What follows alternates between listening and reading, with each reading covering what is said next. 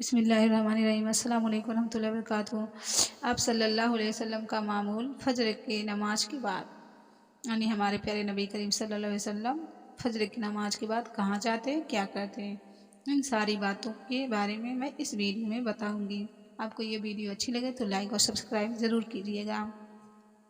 حضرت جابر بن سمیرہ رضی اللہ عنہ کا بیان ہے کہ آپ صلی اللہ علیہ وسلم اکثر فجر کی نماز پڑھ کر اپنی جگہ بیٹھے رہتے، یہاں تک کہ سورج طلوع ہو جاتا۔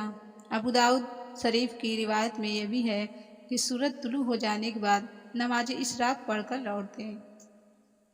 آپ صلی اللہ علیہ وسلم فجر کی نماز پڑھ کر تسبیحات وغیرہ کے بعد مصلی پر ہی چار جانو ہو کر بیٹھ جاتے اور صحابہ کرام پروانہ اور پاس آ کر بیٹھ جاتے۔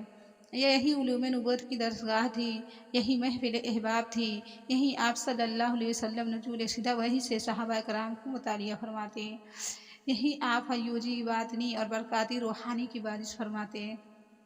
دین کے مسائل، معاشرت کے طریقے، معاملات کے ضابطے، اخلاق کی باریکیاں، لوگوں کی آپسی معاملات اور مقدمات کے فیصلے اسی جگہ طے ہوتے تھے۔ کسی نے حضور صلی اللہ علیہ وسلم سے اپنے خواب کے بارے میں پوچھا، کسی نے کوئی مسئلہ پوچھا، کسی نے کوئی مسئلہ پوچھا، اور سب کا مسئلہ ہمارے پیارے نبی کریم صلی اللہ علیہ وسلم بتاتے، حل کرتے۔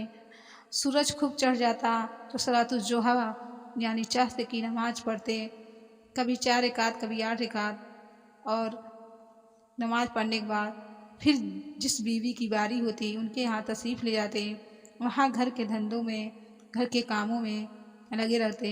ہمارے پیارے نبی کریم صلی اللہ علیہ وسلم گھر کے کام خود کیا کرتے، دن میں صرف 1 مرتبہ کھانا تناول فرماتے اور دوپہر کو آرام کرتے۔